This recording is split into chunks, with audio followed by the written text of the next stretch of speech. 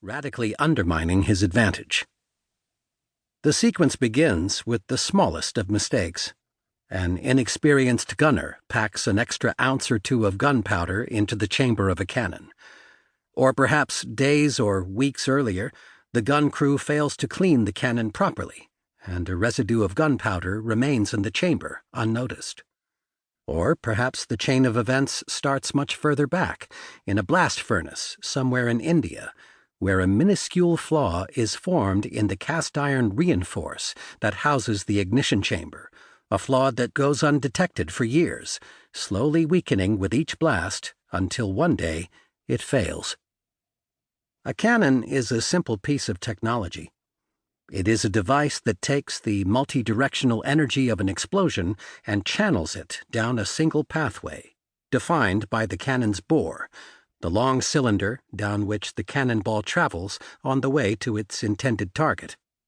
The physics of the device are so intuitive that cannons were almost immediately invented once human beings first hit upon the chemical cocktail of sulfur, charcoal, and potassium nitrate, what we now call gunpowder, roughly 1,000 years ago. Other uses of explosions, internal combustion engines, hand grenades, hydrogen bombs, would take centuries to emerge. But the cannon seems to have been a logical corollary to the discovery of gunpowder's propulsive force. Almost as soon as we had figured out how to make an explosion, we figured out how to harness that energy to shoot a heavy projectile through the air at high speeds. The cannon was simple and effective enough that its basic design and operation went unchanged for hundreds of years. Gunpowder is funneled down the bore to the ignition chamber in a process called muzzle loading, and then packed by a wadding conventionally made of paper. A cannonball is then inserted and wedged up against the wadding. Above the chamber, a small tube leads up to the top of the cannon, ending in a tiny opening called the touch hole.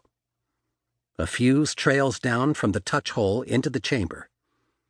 In normal operations, a gunner lights the fuse, and a moment later, the gunpowder ignites, triggering a devastating blast of energy contained on all but one side by the sturdy bonds of iron and carbon in the cast-iron reinforce. Almost all the energy of the explosion rushes out the bore, propelling the cannonball with it. Yet for all its strength, the crystalline structure of cast iron can sometimes be marred by invisible impurities, particularly when the ratio of carbon to iron is not properly regulated, making it prone to catastrophic failure. And when the cast iron reinforce that houses the ignition chamber fails, a cannon ceases to be a cannon. It becomes a bomb. The 4 members of the gun crew standing next to that cannon, as its reinforce shatters into hundreds of fragments, are dead before the sound of the explosion reaches their ears. And they are the lucky ones. The gunpowder ignition creates a sudden increase in air pressure inside the chamber. Air that is normally 15 pounds per square inch in a matter of milliseconds is pressurized to more than 1,000 pounds per square inch. A blast wave surges out in all directions, traveling at more than 20,000 feet per second, 10 times the speed of sound. The wave severs arms and legs from the torsos of the nearby gunners, ruptures their organs. The combination of heat and pressure liquefies their eyeballs.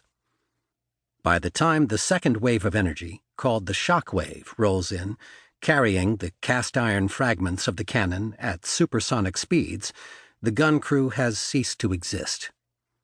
The shock waves and the cannon fragments simulate the effects of a modern-day nail bomb, burrowing into the flesh and bones of other gun crews standing farther away. Hands and ears and legs are blown off. Vital organs are punctured. Within a matter of seconds, the gun deck of the ship is coated with blood and tissue. And then, as the blast wind rushes back to fill the vacuum caused by the explosion, the wooden planks of the ship catch fire.